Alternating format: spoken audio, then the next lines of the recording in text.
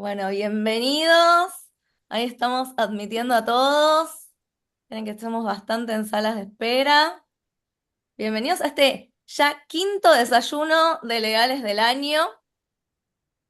Esperen que me queda gente, esperen que me quedó gente fuera.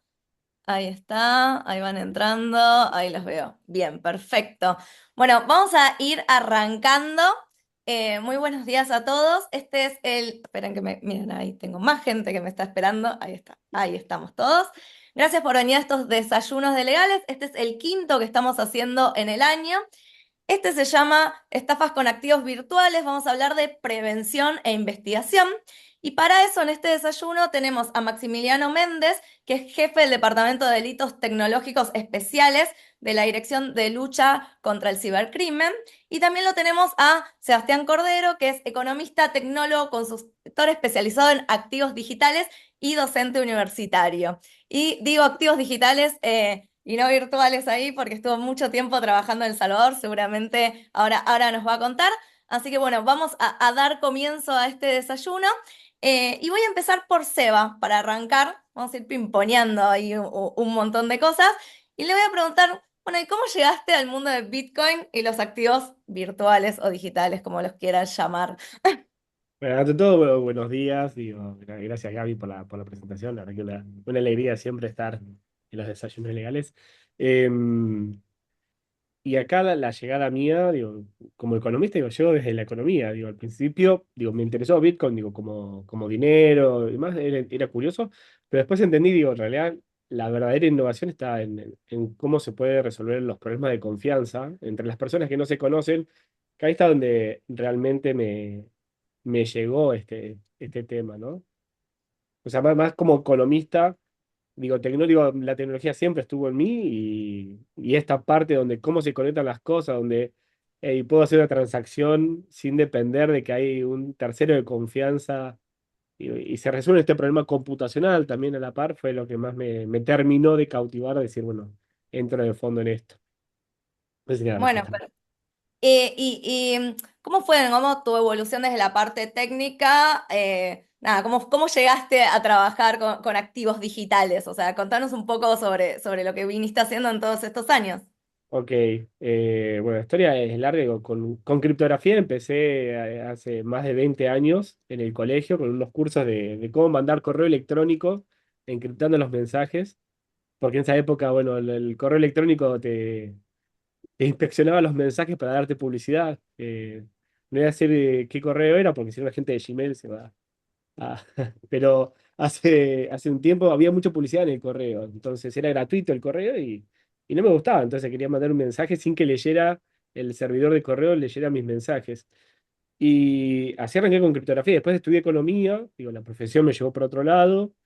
Me negaba a creer que existiera una moneda descentralizada, pero cuando empiezo a estudiar un poco más Bitcoin, ahí me doy cuenta que estaba usando la misma criptografía que había estudiado en el colegio, con un montón de principios económicos, de escasez, de verificabilidad, digo, hay un montón de digo, cumplimiento de contratos, digo, eso en la universidad también habíamos tenido bastante de Law and Economics, la parte del análisis económico del derecho, entonces toda esa corriente institucionalista, entonces también me interesaba mucho la parte de cumplimiento de contratos, y ahí donde con Bitcoin me cerró, me cuadró un montón, digo, hey, la tecnología está resolviendo un problema que hasta entonces, digo, siempre recaía en los humanos, en las personas, y hoy estamos teniendo una solución, es una herramienta, al fin y al cabo, que nos permite agilizar un montón las cosas. Entonces, eso me, eso me rompió la cabeza y me llevó a meterme mucho más a fondo y seguir estudiando. Y eso me llevó también a volver a estudiar, digo, lo que era la parte técnica, la parte digo, volver a agarrar, digo, las computadoras, digo, como antes de empezar la universidad. Sí, volví también un poco a mi adolescencia, a mi niñez. Ujú. Bueno, y ahora voy a pasar un poco a Maxi y le voy a preguntar un poco qué hace, que nos cuente y cómo comenzó a trabajar en investigaciones, ¿no? Con activos virtuales. ¿Qué tal? Buen día, ¿cómo están? Bueno, nada, gracias a la ONG por la invitación y por estar acá en el desayuno. Espero que sea el primero de muchos más. A nosotros nos sirve un montón porque es un acercamiento desde otro lugar con la comunidad y más lo que es el mundo de activos virtuales que muchas veces Del otro lado, la víctima cuando sufre un delito no sabe dónde acudir, así que estos espacios a nosotros nos gusta participar por eso. Les cuento un poco de mí. Siempre digo lo mismo, aunque no parezca, soy policía, trabajo ya hace unos 26 años en la fuerza, ¿sí? Tengo una formación de, así como tiene Seba, o sea, de muy chico me gustó y estaba metido en lo que era el mundo de la computación, mundo de redes. Cuando se me da por entrar a empezar a trabajar en policía, empecé a aplicar mis conocimientos en lo que eran las configuraciones de los primeros servidores que teníamos en las comisarías. Eso me llevó a tener un poco de conocimiento más. Año 2014-2015 empiezo a trabajar en el área de cibercrimen, ya en Policía Metropolitana, hoy Avenida Policía de la Ciudad. Y desde esa época hasta el día de hoy, todo investigación de delitos informáticos me apasiona y me encanta. Y como decimos nosotros en la jerga, nos gusta salir a romper cosas para entender cómo funciona. Lo que nos pasó, lo que me pasaba a mí fue que ya en el año 2010, 2011, en esos primeros videos que aparecían dando vuelta contando que había una moneda que iba a destronar el dólar y que iba a ser el fin del mundo y que estaban todos corriendo, me empezó a llamar mucho más la atención, más con lo que fue la implementación de el convenio Budapest acá en Argentina, con lo que fue la firma, la implementación por la parte argentina, empezar a entender un poco cómo funcionaba la red Tor, todo ese combo de nuevos avances tecnológicos. Se empezó a ver cómo el uso del Bitcoin empezaba a masificarse en la comisión de delitos, y del otro lado teníamos las principales fuerzas que como nos pasaba como nos pasa en todo siempre. Cuando uno no entiende algo, dice que no se puede, y eso era lo que nos pasaba al principio. O sea, las primeras denuncias que empezaban a aparecer con un ataque de ransomware, con los falsos positivos, los correos electrónicos de yo tengo tu contraseña, tengo todos tus datos, sé lo que estás haciendo, depositá BTC en esta dirección. Ese mundo incierto, y como contaba Seba, cuando uno viene trabajando ya con algún tipo de software de criptografía, de mensajes, en mi caso utilizábamos mucho Cleopatra, pero por la sencillez que tiene, lo que es la llave pública, la privada, ahí es como que vas entendiendo un poco más el ecosistema. Estamos hablando de un ecosistema que hoy creció un montón, y hoy yo hago dos clics en una plataforma de video y tengo una explicación de cero de cómo abrir una billetera. Eh, a ver, años 2012, 2013, están los foros todavía. Uno entra a los foros y puede ver las conversaciones de esa época que se juntaban en los bares, gente a intercambiar criptos porque era el único lugar donde uno podía hacerlo y cara con cara, y no existían estas plataformas. Bueno, todo eso hizo a que se despierte una necesidad, un interés. Empezamos a ver año 2017, 2018, con la Fiscalía Especializada de Cibercrimen de Nación, empezaron a aparecer los primeros casos en donde era necesario entender cómo funcionaba para salir a investigarlo y salir a prevenirlos más que nada. Bueno, pandemia en el medio, después de la pandemia todo explotó, lo que venía avanzando en un ritmo de cada 5 años. Después de la pandemia ocurrió que avanzaron un año, eran 100 años de tecnología, así que nada, eso nos obligó a nosotros como fuerza, como institución, como gente de prevención, tener que salir a dar una respuesta a esta nueva forma de donde se estaba cometiendo el delito, ¿sí? Me ocurre esto, estoy muy a favor de la cripto, de los activos virtuales, y de la misma forma que estoy a favor, me gusta salir a investigarlos y salir a defenderlos porque me parece que es muy interesante, como decía Seba, lo que vemos de que no está el tercero en confianza, o sea, que la confianza la da el sistema y somos nosotros. Bueno, eso está buenísimo. Nosotros desde la ONG Bitcoin Argentina, y acá está la sinergia, Seba es parte de la ONG también, y de hecho él dirige lo que son las charlas de los jueves de Bitcoin de 0 a 100. Siempre lo que buscamos es darle información justamente al usuario para que vea todas las opciones posibles, elija lo que le parece mejor y justamente evitar ser estafado. Para evitar ser estafado, o en realidad la verdad es que cuando llegan ya estamos tarde y ahí es cuando llamamos a Maxi. Eh, lo que hacemos es tener una clínica de orientación legal inicial para víctimas de estafa, que ahí el que nos quiere escribir es legales@bitcoin.ar. Si crees que fuiste víctima de estafa o conoces a alguien, nosotros atendemos de manera gratuita un grupo de profesionales que somos abogados y tenemos un perito en informática. Y dentro de eso, lo que hacemos es tratar de hacer informes de trazabilidad, y ahora voy a hablar un poco de eso. Les voy a preguntar sobre eso, para intentar ver de llegar al responsable o intentar ayudar a la víctima. Y ahí te voy a preguntar a vos, Maxi, bueno, ¿cuáles son las estafas más comunes que están viendo? Porque a veces esto se investiga, no se investiga, a veces mucha gente te dice, no, ni denuncio, total queda en la nada. O sea, ¿qué es lo que debería hacer la persona o qué es lo importante que tiene que resguardar? ¿Y qué es lo que están viendo que Mira, está pasando? nosotros a nivel policía de la ciudad, como todos sabrán, investigamos los delitos que ocurren dentro de lo que es la esfera de la General Paz y todo lo que ocurre dentro de Cava, ¿sí? Lo que no, el fenómeno de los delitos tecnológicos hace de que nuestras investigaciones pasen a General Paz, ¿sí? Y lleguen a otras provincias, países limítrofes, y ahora con esto, lo que es el tema de criptoactivos, estamos llegando mucho más lejos, o sea que estamos haciendo investigaciones en donde físicamente la persona no está acá, ¿sí? Y que el cash out, o sea, el retiro del dinero se está dando en otros países. Eh, Complejidad y delitos tenemos de todos. Tenemos desde los más sencillos, que es la diaria, que se ve, que afecta en forma directa al vecino, que es la del robo de celular, posterior vacío de billeteras, ¿sí? El vaciamiento de billeteras es uno de los mayores índices en donde vemos que el delincuente se encuentra con un celular abierto, roba el celular abierto, ¿sí? Para tener mayor acceso a a las billeteras virtuales que pueda tener instaladas, y desde ahí empezar a hacer una manipulación de las billeteras, ¿sí? Sortear todos los obstáculos que las billeteras tienen, ¿sí? Eh, de distintas formas, ya sea con ingeniería social, con retiro de la SIM, colocando en otro teléfono, con algún software específico que realice un bypass sobre el dispositivo.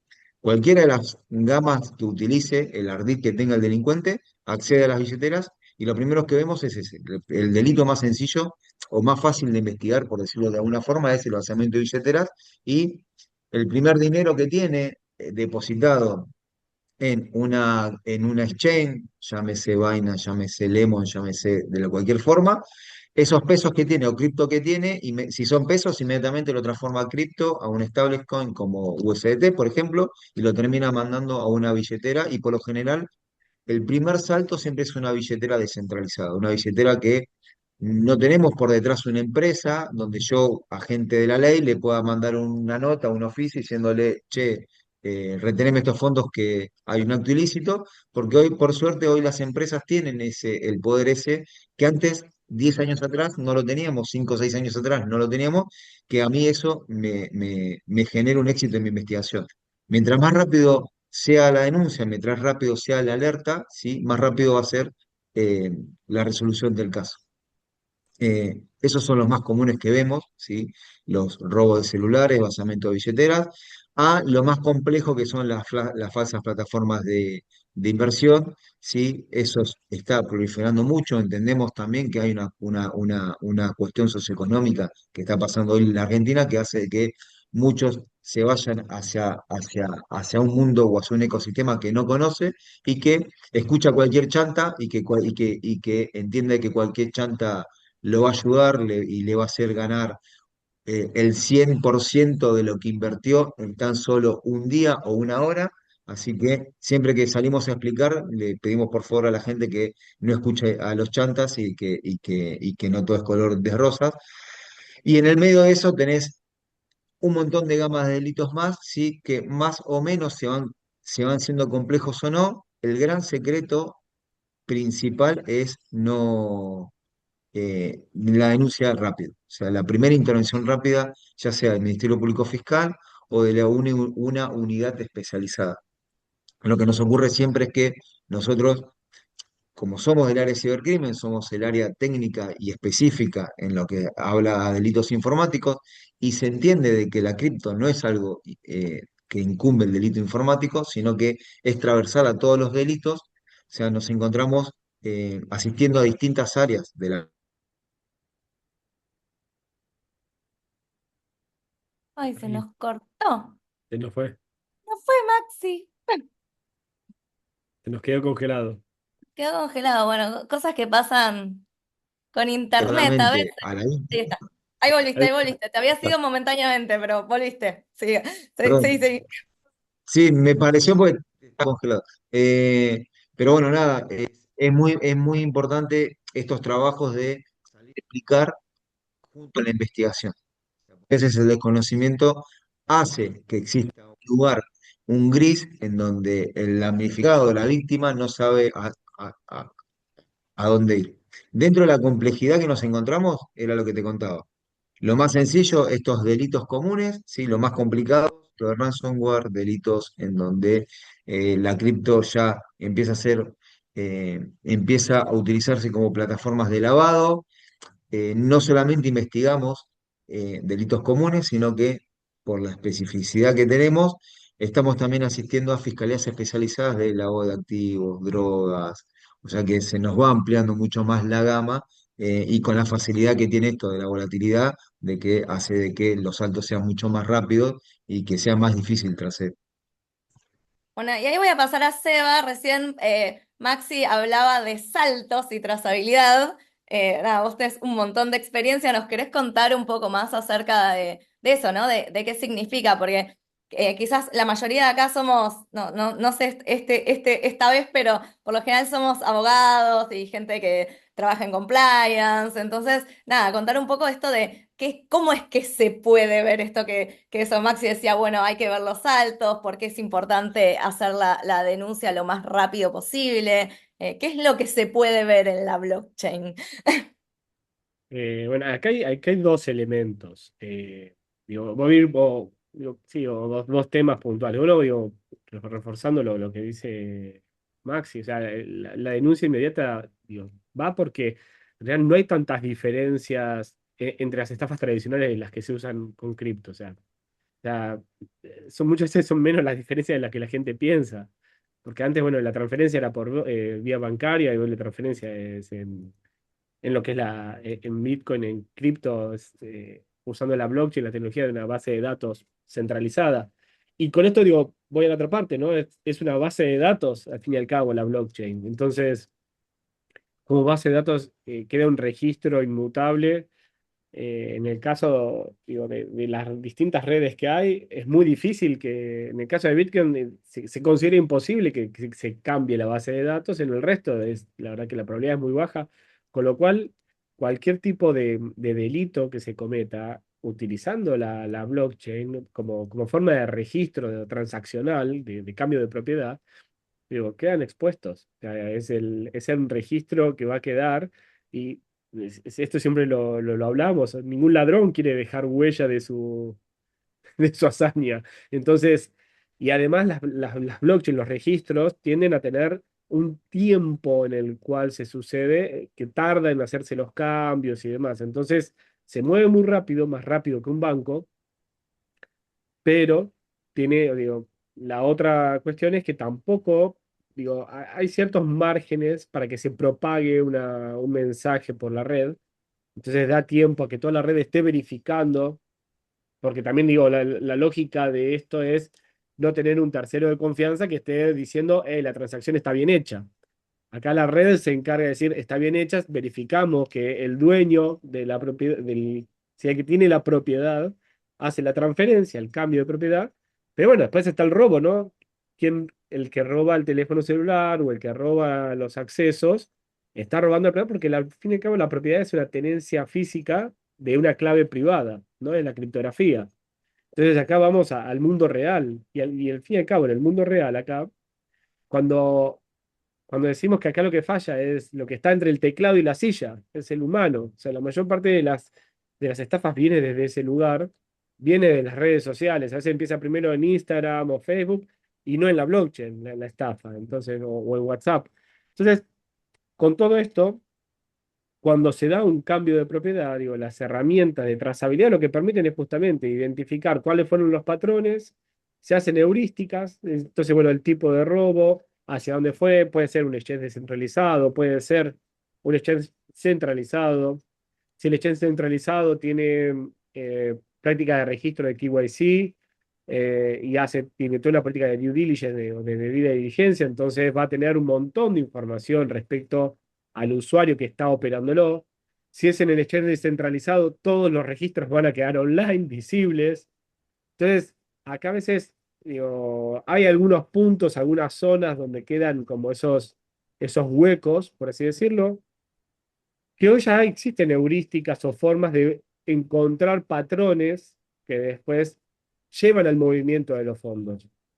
Con lo cual, acá está la falsa creencia de que todo en la blockchain es anónimo, y en realidad es pseudónimo. Acá digo, y el principio, el concepto, el ethos que hay detrás del desarrollo de esta tecnología es de promover la privacidad, ¿sí? No el secretismo, ¿no? Esto está en el origen, en el manifiesto de los años 90. Digo, y esto era, el foco está en la privacidad, no el secretismo. Entonces, privacidad como decir, seleccionar a quién le quiero revelar mi información. Entonces, distinto a lo público, que todo el mundo lo conoce. Entonces, cuando hablamos de la blockchain como tal, es información pública. ¿Sí? Todo el mundo conoce la información que hay en la blockchain. Cuando hablamos de la información privada de las personas, significa que los registros dejan a las personas de una manera seudónima, pero permiten identificar el registro. Entonces, lo que se suele observar que es que también las herramientas van cambiando, la tecnología va cambiando, pero los patrones se suelen repetir, porque al fin y al cabo hay humanos detrás de todo esto. ¿Sí? Acá es, estos humanos son los que generan esta confianza para hacer la estafa o el ataque, ¿no? Este que sería el phishing, lo que sea. Van a mover los fondos con mucha más rapidez que con el sistema bancario, porque el sistema funciona mejor que el sistema bancario a los fines operaciones transaccionales y se puede dificultar el seguimiento. Pero ahí la trazabilidad, las herramientas estas de trazabilidad son las que aportan muchísimo valor cuando hay un incidente y, y cuando es necesario atender una denuncia. Por eso la importancia de la denuncia inmediata. No es que y esto también otro mito, ¿no? La trazabilidad está todo el tiempo y todo el tiempo nos están monitoreando todos como si fuera un gran hermano. Eso es, yo diría, o sea, diría que no es cierto o que es parcialmente cierto. Es verdad que cuando te quieren investigar, va a haber energía, y acá está Maximiliano, digo, puede dar fe, digo, cuando nos toca investigar un caso y hay que poner energía a ese caso. Pero es muy difícil estar monitoreando absolutamente todas las transacciones, todas las operaciones de todas las personas simultáneamente. Esto se justifica cuando hay una denuncia. O sea, si no hay denuncia, no va a haber nadie que va a estar monitoreando todo. O sea, a nivel transaccional, digo, de esta manera. Entonces también es, bueno, existe la trazabilidad. ¿Cómo nadie estaba mirando que me estaban robando los fondos? Y si no se la denuncia, no lo van a estar mirando. Probablemente, o sea, es el escenario. Pero sí que quedan los registros. Entonces, eh, ahí aprender de lo que es trazabilidad, para lo que es fuerza, para lo que es personal del derecho, para personal de finanzas, termina siendo un elemento necesario, una por verificación de las operaciones, por lo que es la debida diligencia, poder conciliar cuentas y decir, bueno, recibí el pago o no recibí el pago, pagué con, bueno, dólares USDT truchos, ¿no? Como falsos. En Bitcoin no existe, o sea, si estamos usando toda la plataforma de Bitcoin tradicional, no va a existir un Bitcoin falso, ¿no? No es como que existen los dólares falsos, el billete. En Bitcoin no existe esto, pero en otras blockchains sí existe esta lógica, de otras redes, existe esta lógica de poder crear como falsas monedas, porque justamente ahí permite mucho la innovación. Y cuando se permite mucho la innovación, también da lugar a mayor margen para que los estafadores también puedan innovar. Se pongan Entonces, creativos. ¿sabes? La creatividad va avanzando un montón y cada vez más. Lo Y, usaran y para la- el bien, mira. si lo usaran para emprender, la verdad que tendríamos un montón de Silicon Valleys por todo lado, pero lamentablemente se usa para otros fines. em, Y la verdad que en ese sentido sí, sí es una herramienta que es sumamente útil, digo, entender de trazabilidad y en el caso mío yo lo aprendí inicialmente porque quería verificar que quien me había pagado con Bitcoin realmente me había pagado y me llegó la transacción y me llegó el dinero. Digo, acá digo, puede servir para muchos, tiene muchos usos. Y originalmente era ese, era poder validar de que yo estoy recibiendo los fondos y que nadie me está robando. Al fin y al cabo, todo se trata de educación, de aprender, de estudiar. Y de esto voy a remitirme a una frase típica digo, que suele ser, no inviertas en algo que no entendés. Es como, bueno, también por el apuro, por el afán de, digo, como decía Maxi, digo, con digo, las crisis económicas, las dificultades con la política monetaria argentina, digo, toda esa situación lleva a buscar nuevas alternativas, nuevas soluciones. A veces en la desesperación se termina entrando en alternativas que no son las mejores. Y mágicas, ¿no? Entonces, Como si es demasiado bueno para ser real, probablemente es que no sea real. o Sea, sea, uno la ahí es diario en dudar. dólares no pasa. Sí, cuando es muy buena la propuesta, en primero duden, cuando ya se va de lo tradicional. Pero bueno, no sé Y si... nosotros, te interrumpo, nosotros tenemos hay un speaker que nos nombra mucho que dice que cuando se te prende, cuando se te apaga la razón, cuando se te prende la emoción, se te apaga la razón. Y es verdad eso. O sea, cuando Sí, estás emocionado que ganaste algo o que perdiste algo, se te apaga completamente el razonamiento y siempre lo peor te va a ocurrir un día viernes a puertas de un fin de semana largo. O sea, lo peor te ocurre ahí porque saben de que vos como víctima no, un viernes 6 de la tarde no podés reclamarle nada a nadie porque están todas las entidades cerradas. Hoy te atiende un bot y por el otro lado, o sea, te atiende un bot a través de un Telegram o de un WhatsApp.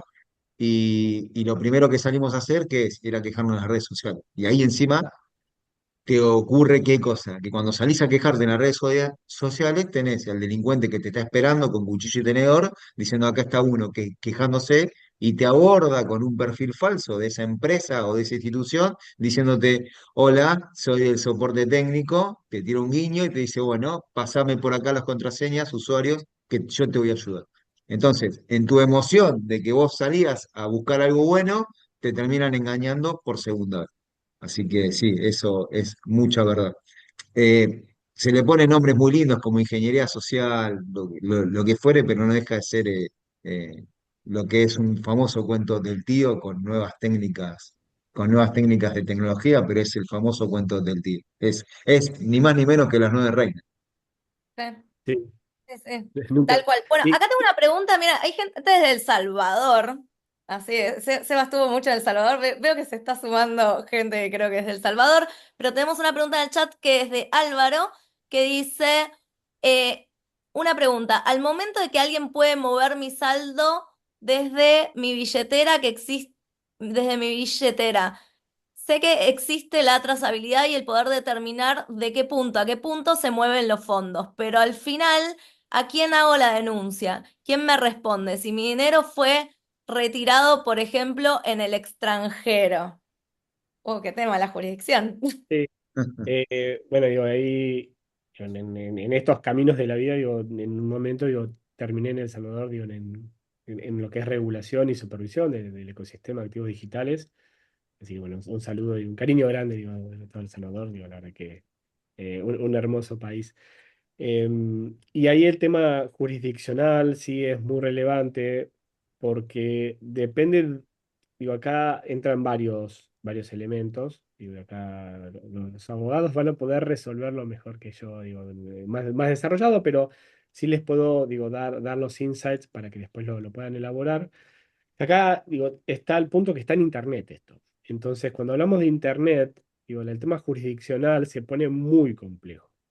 Entonces acá entra la cuestión de la regulación, que digo, al principio yo estaba muy reacio, digo, lo rechazaba bastante el tema regulatorio, hasta que digo, lo entendí como si fuera la llave de luz, ¿no? Que le da más intensidad a la luz o menos intensidad. Entonces podemos estar a oscuras, la luz nos puede encandilar o podemos encontrar un punto medio en el cual podemos ver y podemos estar. Entonces, al fin y al cabo, una regulación puede ser buena. O sea, y puede favorecer un montón y puede cuidar mucho al usuario a la vez de estar permitiendo la innovación, sino no restringir por un lado y a la vez del otro estar cuidando al usuario final. Pero eso tiene una limitación cuando la regulación es por cada país, ¿no? Por cada jurisdicción, por cada, digo, límite de que tiene geográfico un estado. Entonces, cuando el delito es provocado en un lugar físico, es fácil decir, bueno, fue acá, ¿no? Las preguntas siempre vienen cuando están en esos puentes, en el medio de la frontera, o se cae del río, cae de un lado, se tira del puente y cae de qué orilla del río cae. Digo, estas típicas preguntas del mundo real, bueno, entran en el mundo ahora de Internet. ¿Qué pasa en Internet? Y cuando hay un robo, a veces el robo se da, digo, por la vulnerabilidad de la persona que permite que, digo, ser hackeado. Entonces, acá ya entramos en lo que es cibercrimen, la parte ya fuerte del hackeo cuando es fuera de la jurisdicción donde yo estoy. Porque yo quizás estoy ahora en Argentina y hago la denuncia en Argentina, pero por ahí el hacker está en Corea del Norte. Entonces, ¿cómo hacemos? ¿No? Como fue el caso de Bybit. Entonces, quizás digo, estoy en Argentina, el exchange está en Europa y el hacker está en Corea del Norte. Entonces, la denuncia al principio, digo, se va a hacer en el lugar que uno tenga más cerca y le tenga más fácil. En el caso de Argentina, si no saben a dónde ir o qué hacer, digo, está la clínica de legales. eh, y si no, si están en Ciudad de Buenos Aires, ya lo tienen a Maxi que van y le dicen, Maxi, mirá, me pasó esto. En el caso de El Salvador está la Comisión Nacional de Activos Digitales, la CENAD, que si bien digo, puede recibir las denuncias, digo, es un ente que al fin y al cabo, cuando se trata de eh, los que son los exchanges regulados, ¿sí? Los proveedores de servicios de activos digitales, digo, están regulados, están bajo supervisión de la comisión y si reciben una denuncia, la comisión puede contribuir en eso. Y también está la fiscalía en el caso de El Salvador, que también actúa en estos casos. Entonces, digo, al fin y al cabo, digo, donde uno está físicamente es digo, es naturalmente el primer punto donde uno va a hacer la denuncia, digo, porque es donde está afectado. Pero también identificar quién lo afectó, digo, si el problema fue con un exchange, si el problema fue que yo estaba en mi computadora jugando con tokens en alguna página de la Deep Web y un hacker me borró todo. Y bueno, digo, uno tiene que saber también a lo que se expone cuando navega en Internet, digo, y eso es parte de la educación. Y es parte de las dificultades. Hay veces que los hackeos estos, digo, lamentablemente, uno lo pierde por descuidos. O sea, ¿no? En ese caso, digo, no quiero decir que no tenga solución, digo, se puede hacer trazabilidad, pero hay veces que va a llegar a un punto donde uno fue víctima de un hackeo y es muy difícil realmente encontrar esa solución. Y otras veces las soluciones sí existen. Existen mecanismos. En el caso de lo que es los tokens, en general hay un emisor, entonces la emisión está centralizada al fin y al cabo. Si bien la tecnología por la cual el vehículo de comunicación de los mensajes es descentralizado, el emisor de ese token o de esa moneda está centralizado. Entonces, al fin y al cabo, hay un ente central que puede actuar en esos casos, tal como lo haría en el mundo, digo, de tradicional financiero. Entonces, digo, también es entender, digo, que porque se use la blockchain todo descentralizado, no, o sea, el registro queda descentralizado, pero el control está centralizado. Entonces, también es entender esas diferencias que hacen las dificultades. Bueno, ahí Máximo, digo, te voy a dejar a vos que digo, amplíes por ese lado, pero Sí, yo te estaba escuchando lo que hablabas muy bien de lo que es el tema de la jurisdicción. Nos pasa todos los días, ¿eh? O sea, y no solamente nos pasa con lo que es el mundo cripto, nos pasa con el mundo fiat común, plata, sea banco. O sea, hoy yo tengo una persona que está pasando con el colectivo, arriba del colectivo, que se lo tomó en provincia y el colectivo va a otra localidad, pero justo pasó por capital y si justo estaba arriba del colectivo pasando por capital y recibió un correo y a través del correo recibió una maniobra de phishing y entregó las credenciales a través de un engaño, en qué lugar lo hizo? Y en Capital, porque estaba pasando por el colectivo. Bueno, y está mal que no use Capital, no, porque uno, ¿dónde fue que se lo cometió? Bueno, físicamente en ese momento, en ese instante, estaba en Capital. Después, en el medio de la jurisprudencia, termina diciendo no, pero si la caja de ahorro estaba abierta en jurisdicción de provincia, le corresponde a provincia, pero si los fondos fueron retirados en otra jurisdicción, le corresponde a otra jurisdicción y ahí se empiezan las cuestiones judiciales en el medio. Imagínense en un mundo cripto, que yo les diga, estaba en capital, pero la exchange está radicada en, no sé, en Europa y la extracción se hizo en Rusia. ¿Cómo lo hacemos? Tenemos un montón de casos así como para traer de ejemplo. Voy a nombrar dos cortitos.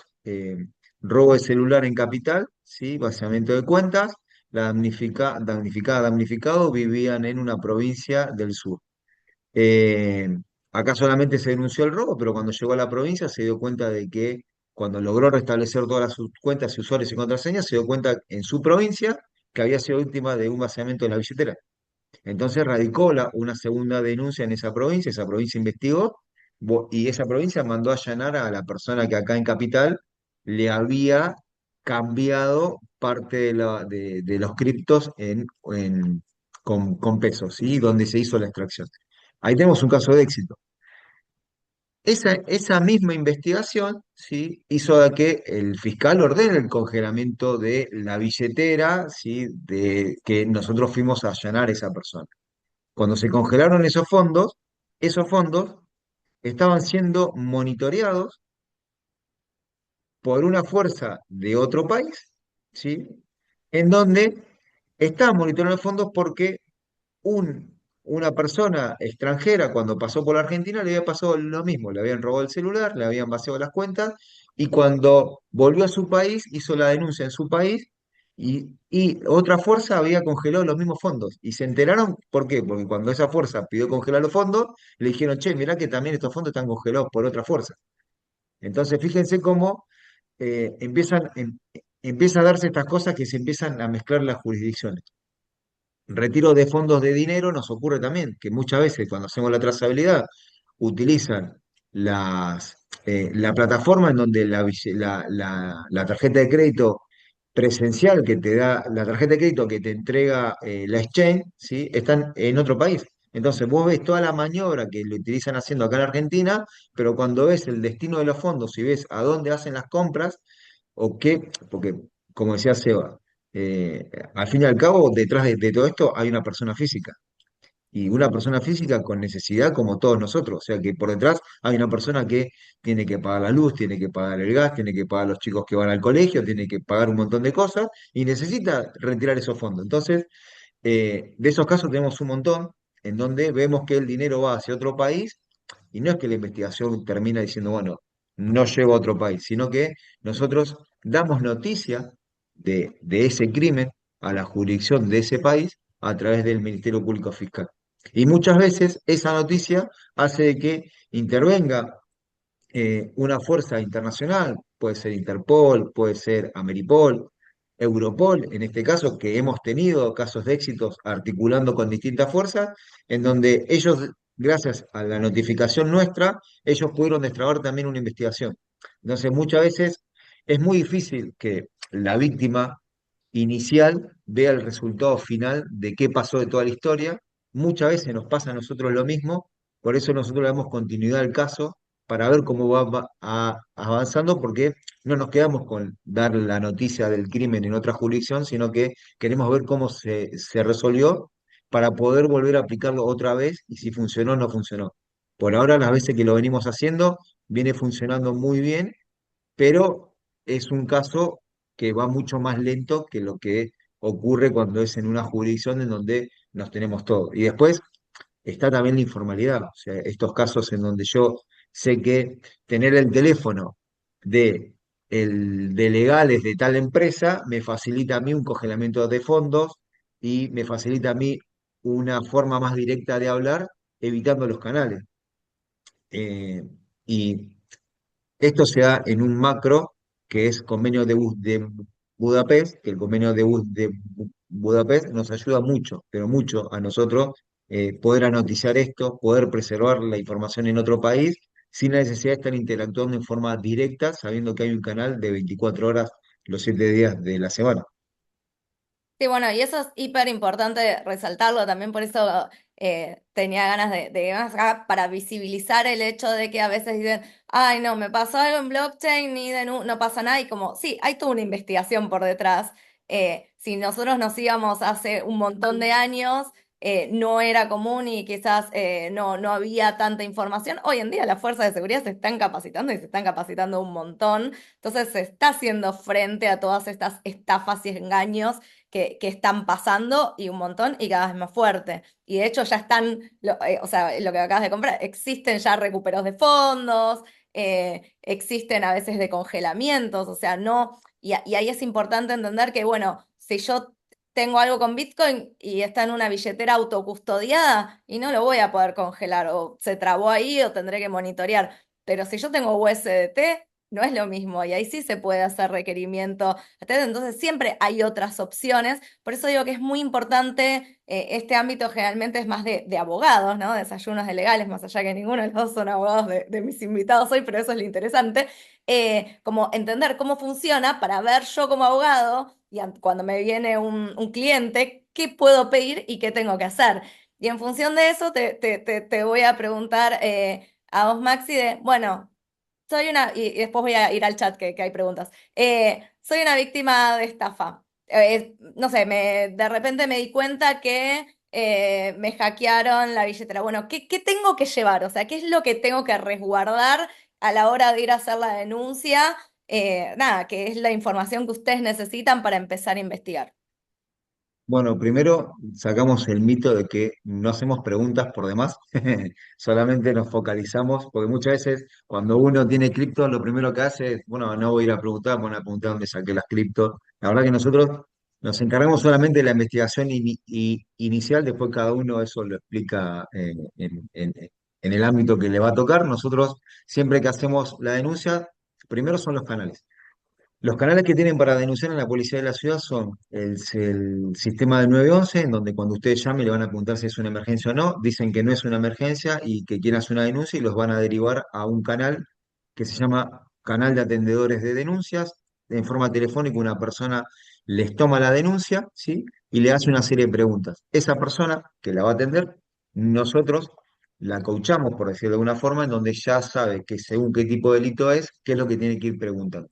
Lo mismo ocurre en las comisarías. Nosotros en las comisarías, que es el primer punto de contacto que tiene el vecino que se acerca, también le damos las primeras pautas de qué tiene que preguntar y qué tiene que resguardar en lo que es materia de evidencia digital. Y el tercer canal, sí, es el canal que tiene el Ministerio Público Fiscal. El Ministerio Público Fiscal de la Ciudad de Buenos Aires tiene canales de denuncia por mail, por portal y también por un 0800 que es 0800 fiscal. En los tres casos, ¿sí? Y en todos los casos, mejor dicho, ¿sí? Nosotros siempre le pedimos que la víctima vaya con la mayor cantidad de datos posibles que tenga. Billetera de origen, billetera de destino, horario que se realizó la transacción, el hash, que es lo más importante que nos importa a nosotros, y cuando son transacciones on-chain, o sea, off-chain, perdón, dentro de los que se dan dentro de, por ejemplo, dentro de Binance, que son transferencias entre usuarios, muchas veces le pedimos de que nos den el número de ID de esa transacción que está en forma interna. O sea, por lo general, cuando uno utiliza algún tipo de exchange, le llega una notificación, ¿sí? Le llega una notificación de la transferencia que se hizo. Si el correo electrónico no está comprometido, ese correo lo van a tener. Bueno, ese correo tiene la mayor cantidad de datos posible. Si el correo electrónico fue comprometido y no tienen ese correo, y es a veces muy engorroso volver a conseguir toda esa información, tratamos de que siempre lo mismo, de que vengan. Es muy difícil ante una situación de robo, de estafa, que uno vaya tranquilo a denunciar, porque nunca uno está tranquilo cuando le pasa esto, pero muchas veces es dedicarse, respirar hondo y dedicarle un tiempo de meditación para entender lo que pasó y que cuando al momento que les pidamos estos 4 o 5 puntos esenciales, que los puedan aportar en forma sucinta. Es muy importante lo que son el hash, que es la herramienta principal que necesitamos para iniciar la trazabilidad.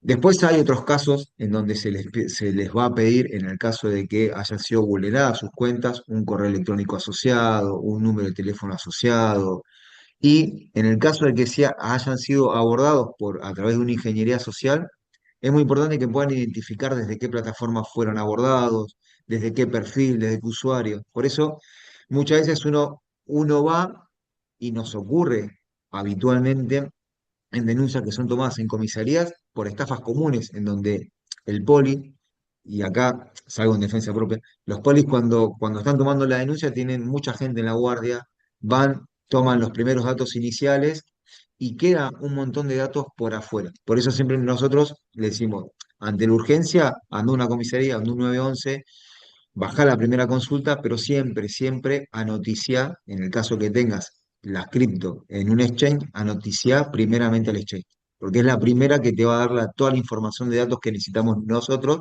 y que es la primera que cuando ve el movimiento raro, es la primera que va a salir a congelar esos fondos en forma preventiva.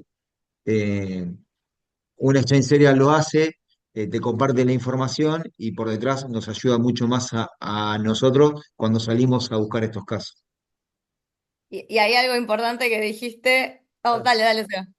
A No, ver, esto de no es una emergencia. Hay gente que tipo, es urgente, sí. Entonces, como eh, entender que sí es urgente, porque obviamente la persona está desesperada, pero que no es una urgencia de otro tipo de delitos que están ocurriendo en ese instante. Ahí te doy, Seba, la palabra. tal cual. Sí, Sí, acá digo, urgencia, riesgos de vida, quería decir, perdón. digo, no hay riesgo de vida, pero sí que existe una urgencia porque, digo, esto más rápido se comienza el proceso, más probabilidades hay de que se logre dar con un resultado favorable. De hecho, toda la búsqueda que hay en general de coordinación, algo, a ver, voy a ver otra cosa también en paralelo. Una de las cosas buenas de todo esto es que están empezando a promover más la cooperación entre instituciones de gobierno, donde generalmente y tradicionalmente estaba cada uno en su mundo separado, y de pronto esto está provocando que haya una necesidad de empezar a hablarse. O sea, eso digo, eso es el punto positivo que hay acá, es fuerte, pero también un trabajo conjunto para buscar dar una respuesta, una resolución lo más rápida posible. Por eso la inmediatez. Y también la inmediatez con los exchanges regulados como tal, muchos de ellos tienen de manera prudencial una actuación inmediata de una pseudo congelación de fondos, o sea, congelamiento de fondos dentro del exchange, que lo suelen hacer durante 24 o 48 horas, depende del exchange, depende de, digo, dónde está radicado, digo, qué políticas se apliquen. Prudenciales porque entre que recibe la denuncia y la persona va a hacer la denuncia a la fuerza de seguridad, o digo, en el caso del Ministerio Público Fiscal en Argentina, en provincia, eh, entre que pasa ese tiempo, el exchange le da tiempo a la justicia de que empiece a trabajar. Muchos exchanges ya están adoptando esas políticas internas, entonces es la denuncia, digo, ¿no? Tradicional, en el mundo real, ¿no? La verdadera denuncia, y la denuncia en el exchange, que es en el privado, ¿sí? En el ente donde uno considera que fue cometido el delito, o principalmente afectado. Que puede ser porque te robaron el teléfono, porque te robaron las credenciales. Bueno, ahí después entramos en otros temas que son los backups y los respaldos y tener segundo factor de autenticación o muchos factores de autenticación, utilizar mecanismos de seguridad, digo, contraseñas robustas, digo, todas esas recomendaciones típicas que después por ahí podemos, si nos da el tiempo, abundar un poco más. Pero sí que tener en consideración eso. A veces el exchange puede actuar rápido, entonces no omitir ese paso, ¿no? En este caso, quizá dice, no, ¿para qué? Si no va a pasar nada. Bueno, sí. Eh, Puede que no pase nada, pero puede que sí, porque hay una tendencia a que cada vez más exchanges están empezando a ir por la vía de cooperación con la fuerza de seguridad, y con fiscalías, con entes regulatorios. Entonces, también en ese sentido, digo, puede ayudar. Y después hay unas preguntas en el chat, que no sé, eso te lo dejo a vos, Gaby, para que No, veas. ahí las voy a levantar. Y esto que vos decías de actuar rápido, o también, porque a veces uno como usuario dice, uy, el exchange me bloquea, y capaz decís, bueno, pero si te están robando los fondos, no está mal que ante alguna alerta bloquee. De hecho, nos pasó una vez en la clínica que vino una persona que estaba siendo estafada, o sea, estaba pensando que estaba hablando con una persona y no era esa persona, era otra.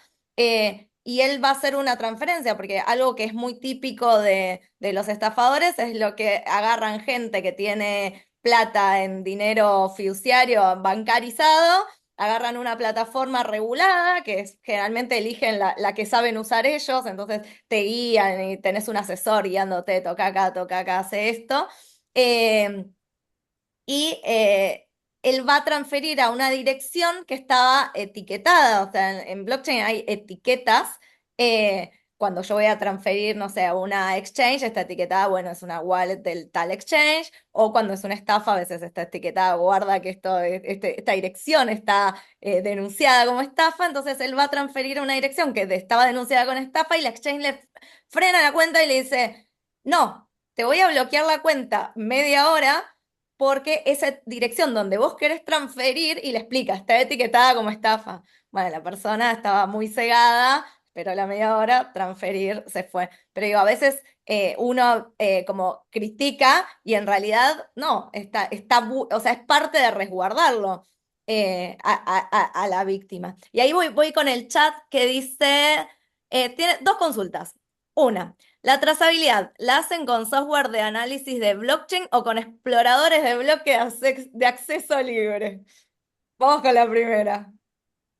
Depende. Nosotros, no, nosotros usamos los dos. O sea, digo por suerte, pero el equipo de trabajo nuestro de activos virtuales eh, aprendió haciendo trazabilidad con el uso de herramientas de la blockchain pública. Y luego la policía de la ciudad, a través del ministerio, accedió a la compra de una herramienta forense de trazabilidad. Así que lo que nos llevó a es que tengamos personal capacitado primero para realizar la búsqueda en fuentes abiertas y eh, hacer toda la información que ellos levantan la vuelven a pasar por el software para obtener un resultado mucho más preciso y más seguro, pero muchas veces la investigación la hacen más con la fuente pública porque están más acostumbrados, o sea, terminan usando la herramienta. Pero lo que es la pregunta es si utilizamos las dos. ¿Te va algo Ok. que quieras contar ahí a la trazabilidad? Y, ¿Con qué? eh, digo, en mi caso mío empecé con el explorador de bloque porque no existía el software de trazabilidad como existe hoy, entonces digo, también hay una cuestión temporal, digo, eso, de marca lo viejo que es uno con esto, pero digo, todas las herramientas son buenas. Lo que recomiendo en general es, si uno va a ir por este camino, por esta vía, es aprender a usar tanto los exploradores de bloque como usar los software de trazabilidad. No importa, o sea, la verdad que no voy a ponerme dogmático de si uno primero que otro. Digo, a mí me tocó primero explorador de bloque porque no existía la otra alternativa, pero la verdad es que al fin y al cabo lo que importa es poder manejar ambas y si queremos ir a algo más robusto, es tener un nodo corriendo propio donde uno guarda una copia de esa base de datos por si por algún motivo ese explorador de bloques o algo. Ya hacer una última verificación de que realmente esa base de datos donde uno está haciendo la consulta es una base de datos verificada o si uno tiene el software puede hacer ese último check, que es algo que realmente recomiendo cuando son temas muy, muy delicados. Es como una última verificación. Sí, y además hay que tener en cuenta que las herramientas forenses no te muestra al usuario, al investigador, no le muestra una pantalla simplificada de la transacción, y por ahí hay comentarios que están dentro de la blockchain que no se ven, ¿sí? O los nombres que les ponen a los tokens no te lo muestran del todo las herramientas, y eso tenés que entender cómo funciona más la blockchain pública, así que por eso siempre es más enriquecedor empezar por ahí eh, para el analista, ¿no?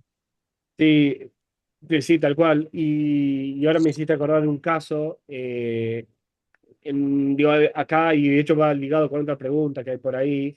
En realidad, la blockchain que uno va a investigar es la que está sucediendo el caso que uno quiere revisar. Entonces, hay veces hasta incluso hay saltos de una blockchain a la otra, con los puentes, los bridges. Entonces, el caso de Tron, por ejemplo, suele ser bastante complejo porque hay veces que aparece una dirección.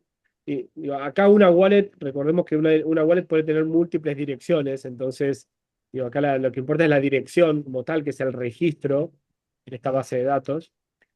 Entonces, digo, se pueden dar en esto que dice Maxi, digo, hay veces comentarios más en los smart contracts, en estas redes, que hacen referencia a determinada información que es relevante y eso generalmente no está en las herramientas de trazabilidad. Pero la herramienta de trazabilidad permite presentar la información fácil, rápido, permite hacer un análisis rápido, una primera exploración grande en general de todo, bastante ágil, bastante rápido y permite actuar rápido. Después uno va a profundizar con el explorador de bloques. En general son dos herramientas que van en conjunto, son complementarias. La realidad es que el software de trazabilidad termina usando un explorador de base y le agrega, vamos a decirle, digo, en criollo, le agrega chimichurri, le agrega condimentos, ¿sí? Para facilitar la tarea del investigador, para hacerlo más rápido. Pero la realidad es que al fin y al cabo, cuando uno quiere profundizar o encontrar más detalle de lo que está pasando, tiene que ir necesariamente a ver los datos crudos y puros. Entonces, es un camino, digo, donde es por etapas, despacio, es ir aprendiendo cómo funciona, aprender de heurísticas, aprender de digo, cómo, cómo puede ser, cuál es el escenario más probable dado la conducta. Porque al fin y al cabo hay conducta humana. Digo, y si hay un software, hay un bot que está operando con alguna lógica, esa lógica fue desarrollada por un humano que dijo, bueno, armarlo de esta forma. Entonces, al fin y al cabo, hay ciertos elementos humanos en el medio, en el camino, que siempre están. Entonces, quería decir eso, digo, que a veces sí es, digo, es complementar el software y hay algunas herramientas, software de trazabilidad que es muy bueno, digo, son fuentes abiertas. eh, y otros que, bueno, son privativos, ¿no? Son de licencia. Entonces, también ir pensando que hay cosas que se pueden hacer, digo, sin tener que andar gastando demasiado para empezar, digo, y sin necesidad de usar una herramienta de pago, ¿no? Pero después, bueno, viene la herramienta de pago, tiene otras cosas, que es información que no suele estar en la blockchain, que es complementaria. Y ahí es donde viene la utilidad de estas herramientas. Era Sí, agregar tal cual. eso. Y ahí hay otra pregunta que dice, y en caso que se judicialice penalmente, ¿cómo se materializa la prueba de esa trazabilidad? Es decir, ¿a través de un informe pericial o de alguna otra manera?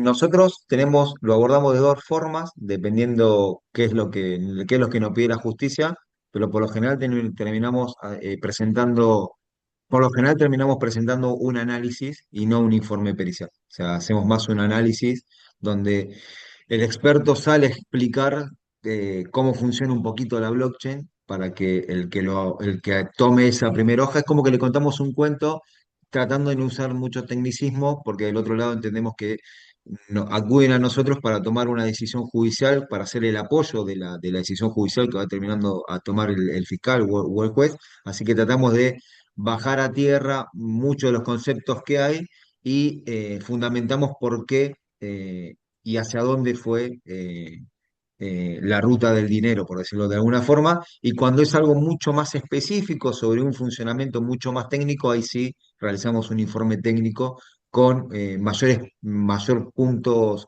y mayor hincapié en la parte técnica del funcionamiento y por qué se da, no sé, por qué, y explicamos qué serían los tokens, por qué se entiende de que hubo un salto y explicamos el tema de los clústeres y entramos un poco más en juego para que del otro lado sabiendo de que nos pidieron ser más específicos en un tema y no que es algo más banal, por decirlo de una mala forma, que es solamente una trazabilidad para ver a dónde están los fondos. Tal cual. Ahí le voy a dejar a Douglas que tiene una pregunta que quería levantarse el micrófono. A ver, decime si podés o necesitas que yo te deje, pero creo que podés solito, ¿eh? ¿Cómo están? Ahí Muy está. buenos días. Saludos a toda la comunidad. Estimado Maximiliano y Sebas, quería hacerles una consulta sobre una modalidad de estafa acá. Yo soy de Ecuador. El anteaño, bueno, el año anterior hacíamos arbitraje P2P. Ustedes han de conocer el tema del arbitraje P2P, ¿no? La venta de criptos, comprar barato y vender un poco un valor más alto. El tema es que, bueno, tanto mi persona, que soy uno de los perjudicados, como otros de la comunidad o los que nos dedicamos a la actividad, lastimosamente, al momento de hacer el arbitraje, tal vez bueno, no tal vez por aceptar la venta, no perder la venta del activo, uno aceptó pagos de terceros, ¿sí? En la plataforma. Lastimosamente, estos pagos de terceros ha generado que generaron denuncias, generaron demandas a las personas a las cuales se les hizo la transferencia del dinero. Y indagando, se pudo ver en las denuncias, ¿no? Que a las personas perjudicadas, desde las cuales salió la transferencia, les hackean el WhatsApp. La manera de hackear no sabré decir cuál es la modalidad o cómo hackearon el WhatsApp. Obtuvieron el WhatsApp de esas personas y por medio del WhatsApp escribieron a familiares, amigos y les dijeron, ¿sabes qué? Transfiéreme 200, 300, $400 que necesito para esto. Entonces, a lo que yo asumo es que mientras ellos hacían eso, ellos entraban a la plataforma Binance, Bybit, que son de las que se manejan más acá, y dentro de ello abrían la orden de compra, le decían a la persona, ¿sabes qué? No hay problema si te transfiero de otra cuenta de un familiar. Hay inclusive gente que siempre ha estado trabajando y se les decía, sí, sí, no hay problema. Pero ¿qué pasa? Que volviendo al tema del hackeo, del pedir el dinero a altos familiares de la persona perjudicada que se le hackea el WhatsApp, le dan el número de cuenta del que vende el P2P, la actividad P2P, no el número del que está vendiendo la cripto. Entonces se le envía a la plataforma y uno ve en la plataforma y dice, sí, ya está el dinero, yo veo que está el dinero, se ve que está el dinero y libera la cripto. Y yo lo que quiero saber son de dos a tres cosas. En esta actividad que, no sé, me imagino que también ocurriría en Argentina. Primero, cómo se llama el ámbito legal? Aquí en Ecuador, lastimosamente, pues se tiene miedo de seguir un proceso porque piensan que uno está lavando activos, otras actividades, ¿no es cierto? Porque al momento de no estar regulado eso, hay muchos movimientos en las cuentas. Y no es que hay movimientos porque uno esté lavando, sino porque la actividad comprar y vender de la cripto conlleva a que sea bastante movido, ¿no es cierto? Haya muchos movimientos durante el día. Entonces, lo que yo quiero saber es cómo se lleva y si ha habido estos casos, cómo se hace legalmente el proceso, cómo lo han hecho en el proceso, tanto en lo legal como en lo investigativo, porque aquí al no haber, ¿no? Se me viene a la cabeza que al no haber una plataforma o una sucursal de la plataforma aquí no se puede pedir o mediante un oficio que se le dé el nombre de la persona o los datos de la persona que abrió la compra en la plataforma, pero no sé si se puede enviar a la matriz que esté estas plataformas el oficio para que le dé al ente legal de aquí del Ecuador, le dé la información de esa persona que abrió la compra o que está haciendo esta actividad. Bueno, ahí te cuento que en Argentina tenemos esos casos, es el famoso caso de triangulación. A nosotros en particular, a la clínica ha llegado, que ahí retomando algo que contó Maxi, justo lo hicieron un viernes de un feriado, de un fin de semana largo, obviamente.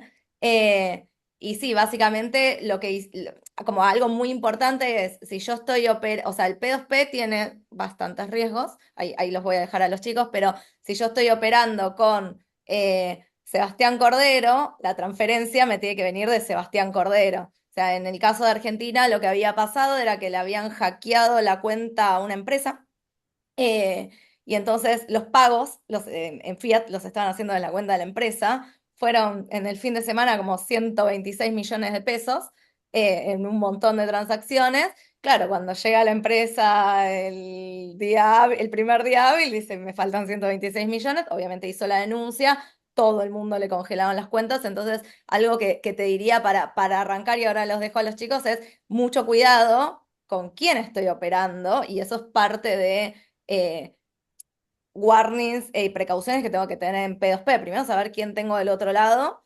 Por eso a veces está bueno hacer con plataformas que verifiquen identidad y después por el otro lado no aceptar pagos de terceros. Si yo estoy operando con vos, tiene que venir de vos, porque eso por lo menos acá en Argentina también sucede mucho y ahí lo dejo a Seba y a Maxi. Gracias. Sí, yo te cuento lo que vos contaste, Douglas, recién. Pasa lo mismo acá, ¿eh? O sea, Por eso cuando hablamos de las modalidades son en todos lados igual y por ahí hoy lo que se ve en Perú va a tardar en llegar acá un par de meses, o lo que se ve acá va a tardar un par de meses en llegar allá, o se están dando los dos en el mismo sistema. Pero acá pasa lo mismo, lo que es la parte del P2P.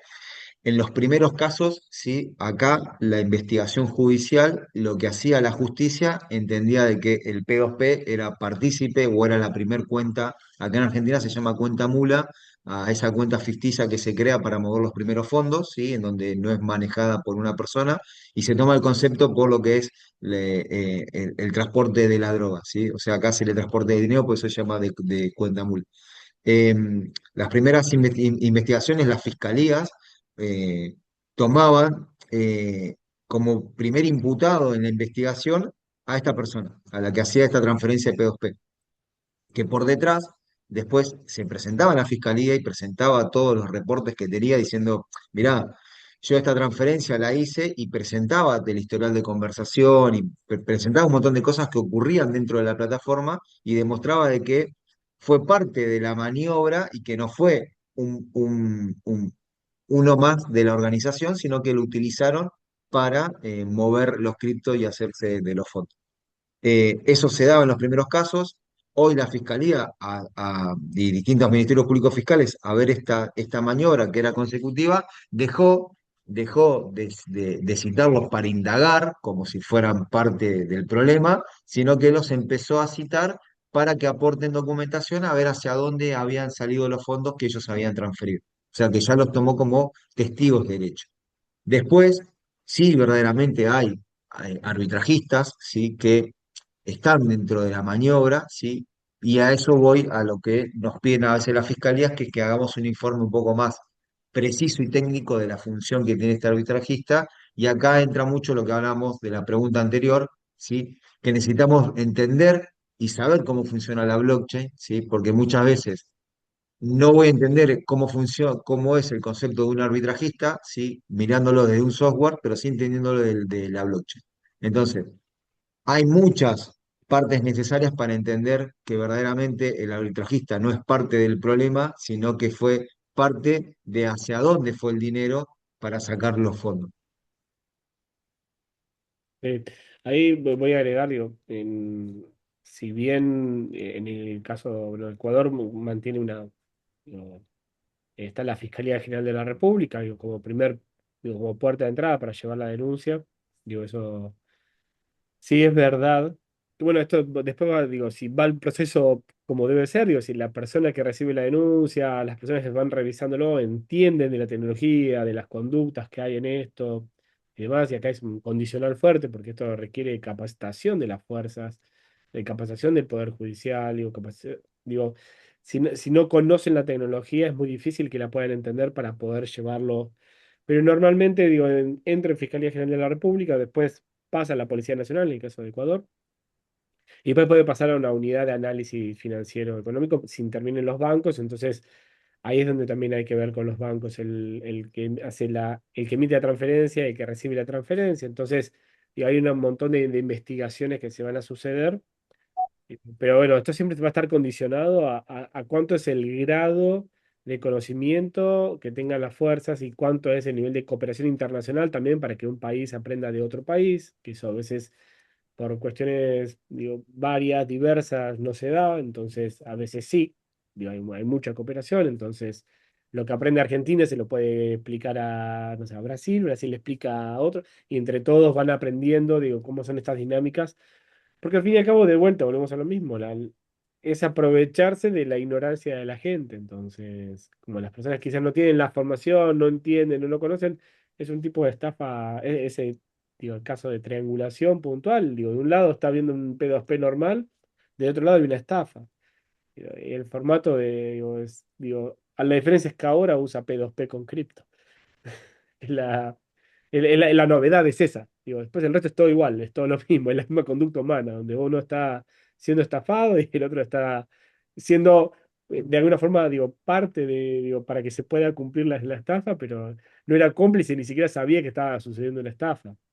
Pero fue un elemento necesario durante el acto, digo, para que pueda concretarse de esa manera. Entonces, Sí es entender, digo, que tenés que, digo, ir y hacer la denuncia en tu país, digo, en tu fiscalía y también en el exchange y empezar a ver, digo, de qué forma. Y después, sobre todo, tener una buena conducta, digo, digo, si va a ser una actividad regular, el arbitraje P2P, bueno, ya requiere un esfuerzo mayor porque requieres empezar a tomártelo de forma seria como un negocio. Decir, bueno, voy a tener que revisar a quién le estoy haciendo el intercambio, asegurarme de que me esté mandando de su cuenta. Digo, porque el riesgo es este.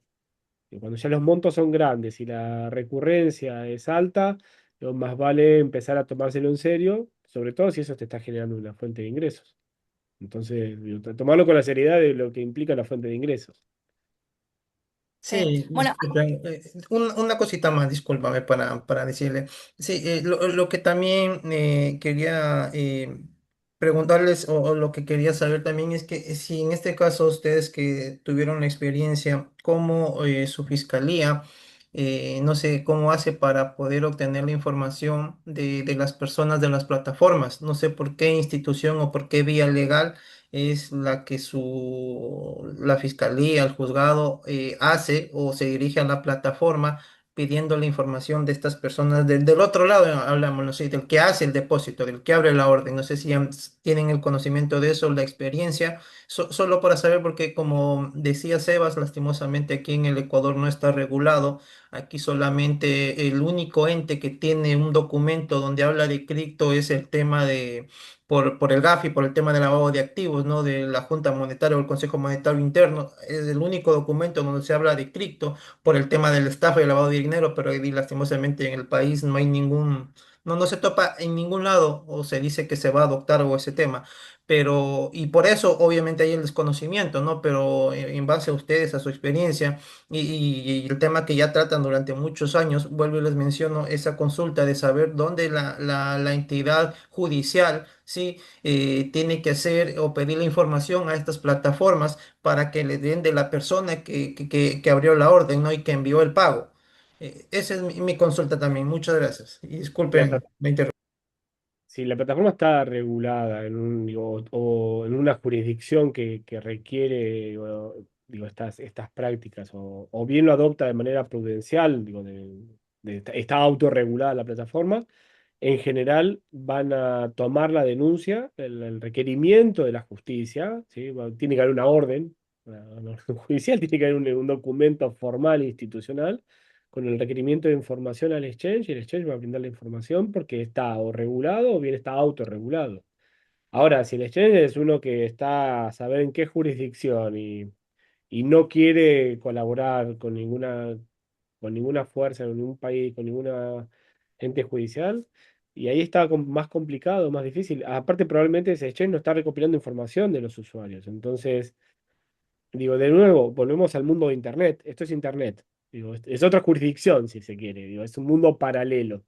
Porque en Internet no hay tierra, no hay territorio, no hay como sí existe en el mundo real. Entonces, lo que hay son empresas que se montan, o sea, jurídicamente en un país, en un estado, dicen, bueno, yo voy a seguirme por las leyes de este país y voy a operar en Internet. Entonces, todo lo que yo haga en Internet va a estar respaldado porque tengo mi empresa debidamente constituida jurídicamente en esta jurisdicción. Pero después, todo lo que sucede en Internet, que no sea de esa empresa, que esa se compromete a responder, digo, en la forma tradicional, digo, después todo lo demás no está obligado a responder porque no existe forma. Digo, porque en Internet, digo, existen un montón de mecanismos, pero hecho el mecanismo, existe la alternativa. Al fin y al cabo, Internet es un protocolo de comunicaciones. Entonces, igual que Bitcoin, igual que bueno, las cripto y demás, son protocolos de comunicaciones. Lo que se envían son mensajes. Y esto, digo, a nivel tecnológico, digo, es la base tecnológica de esto. Es una evolución en la forma en que se comunica información. Ahora, es como que prohíban hablar una lengua, ¿sí? Es como, bueno, a partir de ahora te prohíbo hablar español. Y bueno, yo estoy en mi casa, estoy en la ducha, estoy cantando y estoy cantando en español y por ahí no hay un policía en cada metro cuadrado del mundo como para estar controlando que nadie hable español. Entonces, una prohibición de ese estilo, nadie habla español, es muy difícil de hacer después, ejecutar el control y realmente que esa prohibición realmente se cumpla, porque es muy difícil de controlarlo. Eh, Hay otras cosas que sí se pueden controlar y se pueden supervisar. Pero un protocolo de comunicaciones como es Internet es muy complicado de controlarlo o limitarlo. Entonces, ahí donde viene la lógica es, bueno, ¿con qué entidad estoy conversando? Mirar los términos y condiciones, ¿sí? Cuando entramos en una página web, leemos los términos y condiciones, ver la empresa, si la empresa está debidamente constituida, o que está regulada o no está regulada. Aprender a hacer esa tarea es, bueno, hay veces que nos va a dar igual porque la verdad que si pasa algo no me molesta, no me afecta. Y otras veces voy a trabajar con valores económicos, valores monetarios que son significativos, son mis ahorros, mi fuente de ingreso, entonces voy a procurar hacer la debida diligencia, ¿no? Es lo que se suele llamar, que es hacer la tarea, ¿sí? Hacer la tarea de revisar con quién estoy hablando y comunicándome, con quién estoy trabajando y con quién estoy negociando. Ay, Eh, nada, perdón. no, ahí ya estamos llegando al final, ya estamos recontra en hora. Voy a hacer una pregunta más que se la voy a hacer a Maxi, que es, aparte es un amigo de Marce que está acá conectado, y que pregunta, en el marco de una investigación por una estafa de activos virtuales, se logra el congelamiento o secuestro de criptoactivos, ¿no? En un exchange. ¿Existen protocolos, buenas prácticas o criterios recomendados para la restitución de eso a las víctimas? En eso había todo un tema a veces con, y si era Bitcoin y ahora en que si lo devuelvo en pesos, o qué hago. Y con eso ya vamos a ir Nosotros, cerrando. nosotros nos, en la policía de la ciudad, todas las fuerzas tienen sus guías, sí, y todos los ministerios públicos fiscales tienen sus guías. El policía de la ciudad no tiene una guía en particular sobre lo que es tema de incautación, trazabilidad y secuestro de criptoactivos. Lo que sí nos apoyamos mucho es en una guía que sacaron en el 2023, me parece, que es la de Nación, que la trabajó el Ministerio Público Fiscal junto con fuerzas federales y salió también por Procuraduría General, que es una de las más completas y nos apoyamos mucho en ella por lo que son las buenas prácticas. Y las tomamos como recomendaciones, ¿por qué? Porque muchas veces trabajamos con justicias nacionales o locales y le decimos, mira, está esta guía, que está buena las recomendaciones que hace, aplicarlas. No nos tocó hasta el día de hoy tener que hacer la incautación de criptos que estén dentro de un exchange fuera del país. O sea, un exchange radicada fuera del país. No nos tocó a mí solicitar al fiscal y que el fiscal le pida al juez que congele fondos de una billetera que tiene, que está constituida en otro país. Sí nos tocó, sí, trabajar casos en Argentina en donde las exchanges locales, por orden del agente fiscal y a pedido del fiscal y por orden del juez, se congelaron fondos en esa cuenta y esos congelamientos se hicieron a través de un oficio judicial. Sí nos tocó también llevar a cabo de allanar un domicilio y en el momento del allanamiento el fiscal en forma fundada le solicita al juez que, y acá ya va un tema de que después el fiscal, cómo defiende su postura, en el que le solicitó al juez que al momento del allanamiento, si bien todos entendemos que los dispositivos no se tienen que manipular al momento que uno hace una orden de allanamiento para mantener la integridad de la evidencia digital, en algunos casos puntuales el agente fiscal le pide al juez de que permita al agente especializado de la policía o al que él designe a tener una manipulación sobre el dispositivo, una apertura compulsiva sobre el dispositivo y esta apertura compulsiva acceder a las billeteras que tenga instalado y siempre y cuando sea factible, porque ahí empiezan los famosos depende, porque yo por ahí el juez autorizó a que se haga una apertura compulsiva del dispositivo del investigado una vez que está siendo allanado. Accedo a una billetera descentralizada, ¿sí? A una wallet instalada en el dispositivo y cuando quiero abrirla me pide un segundo factor, ya sea un PIN de desbloqueo o una contraseña de desbloqueo.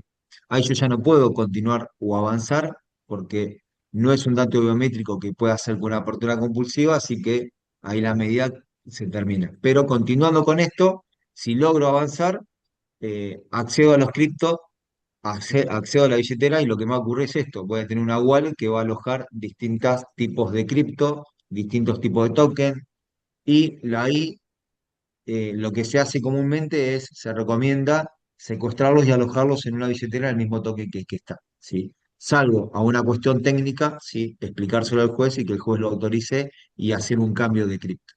Eh, Nos basamos mucho en esa guía. Siempre todo el mundo sabe que para cuando vos creás una wallet está la famosa frase semilla. Entonces nosotros en ese caso puntual siempre damos la recomendación de que la creación de la billetera para alojarlas esté bajo la custodia del agente fiscal y no del agente policial. Así la frase semilla queda en custodias de ellos y que recién a nosotros se nos releve, se nos diga la, la dirección pública donde se van a alojar parte de lo incautado en el momento del procedimiento y no antes. Eh, pero por lo general utilizamos esta guía hasta el día de hoy entre congelamientos, entre congelamientos y secuestros y alguna otra medida judicial que se haya dado llevamos secuestrado casi 2 millones de dólares aproximadamente. Un montón. Bueno, Sí, un montón. ya, bueno, eso está buenísimo, esos datos, cuando a veces dicen, no, no sé si se secuestra, si se investiga, si hay casos que están llevándose a cabo, así que nada, estamos desde acá, desde la ONG, tratando de capacitar a la gente. Les quiero agradecer a los dos por haber venido. Nada, ha sido súper interesante. Nada, los invitamos a seguir a la ONG, que tenemos un montón de actividades gratuitas. Los jueves tienen Bitcoin de 0 a 100 que Seba lo lidera ahí, tienen un montón de información, taller de billeteras y cosas para entender y evitar caer en estafas. Así que de vuelta, bueno, muchas gracias a los dos speakers, muchas gracias a todos los que asistieron y bueno, seguramente nos estamos viendo ahora en julio, vamos a tener otro desayuno de legales que vamos a hablar bien de compliance ahí, de toda la normativa UIF y CNB nueva. Así que bueno, eso, no sé si quieren decir algo más, pero muchas gracias a los dos. Bueno, Gracias a vos por la invitación. Bueno, gracias los por... esperamos en las próximas. Muchas Hasta luego. gracias. Chao, Chao. gracias.